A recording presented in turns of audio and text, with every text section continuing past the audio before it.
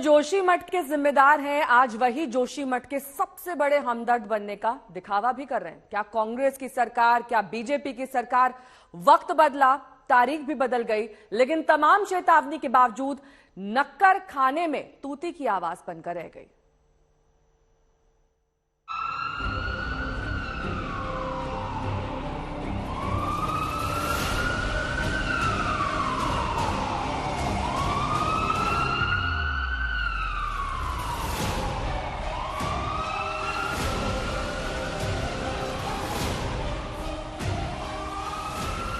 जोशीमठ में आपदा की घंटी बार बार बजती रही, लेकिन तमाम सरकारों ने चेतावनी के सायरन को अनसुना कर दिया।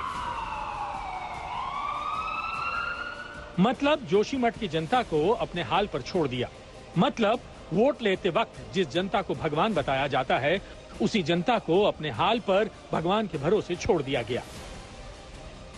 एक पल के लिए आप ये सोचिए कि दशकों से जिस घर में रहते आ रहे हैं, अचानक उसी घर में दरारें पड़ जाएं और घर बार छोड़कर जाना पड़े। आपको ये भी नहीं पता हो कि अगला आशियाना कहां मिलेगा। आज जोशीमठ के लोगों का यही दर्द है। यहीं कूदा, यहीं खेले कूदे, सारी भाई बहन ऊपर, यहीं बहुत पता नहीं, हर आद वो है, बचपन की हमारी हर चीज यहीं पे है। लड़कियां दो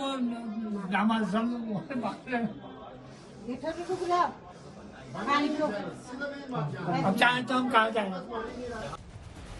दर्द में लिपटे ये चेहरे पूछ रहे हैं कि आखिर देश में धर्म, मजहब, लव जिहाद, हिजाब, मंदिर और मस्जिद पर सियासत कब तक अटकी और भटकी रहेगी? कब तक देश की जनता से जुड़े सरकारों के मुद्दे से नेता और सरकारें मुंह फेरती रहेंगी? कब तक देश में सब कुछ चलता वाला सिस्टम चलता रहेगा? सोचिए, सब कुछ चलता है वाला सिस्टम ने एक पूरे शहर को तबाही की कगार पर खड़ा कर दिया। ऐसा क्यों? अब ये समझिए। जोशीमठ का मामला बहुत पुराना है। कुदरती अनहोनी की आशंकाओं को देखते हुए साल 1976 में जोशीमठ को बचाने के लिए कमेटी बनी।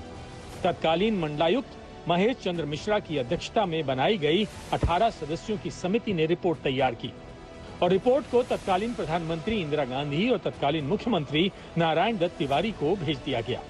रिपोर्ट में कारगर कदम उठाने के लिए सिफारिशें की गई।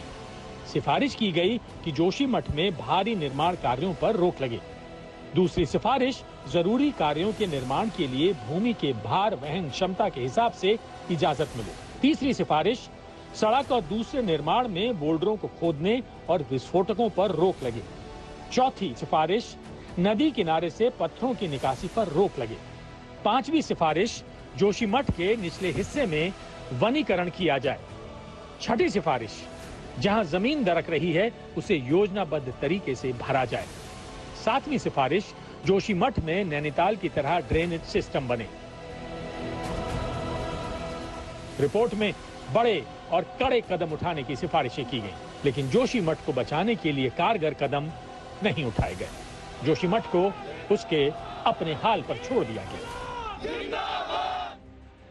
जोशीमठ के लिए जिम्मेदारों की लिस्ट में सबसे बड़ा नाम बीते कई दशकों में हुए उत्तराखंड के मुख्यमंत्री हैं। सब चलता है वाली सोच के चलते किसी भी मुख्यमंत्री ने जोशीमठ को बचाने के लिए बड़ा कदम नहीं उठाया। अगर सिफारिशों पर अमल किया गया होता तो हालात आज ऐसे नहीं होते। जोशीमठ के जिम्मेदार हैं स्थानीय सांसद, वही सांसद जो जोशीमठ से चुनकर दिल्ली आते हैं। जोशीमठ तबाही के जोन में है, लेकिन सांसद ने मुद्दा नहीं बनाया। जिम्मेदार हैं स्थानीय विधायक, वही विधायक जिसे जोशीमठ के वोटरों ने चुना।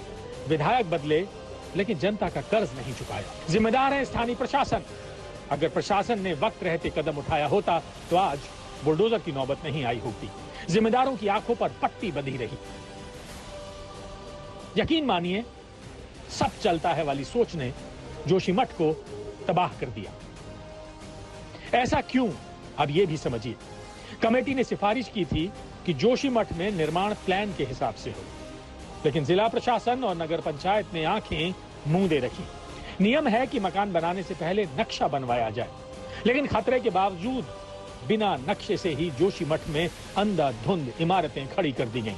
इमारतें बनती रहीं और जिला प्रशासन और नगर पंचायत हाथों पर हाथ डाले बैठा रहा।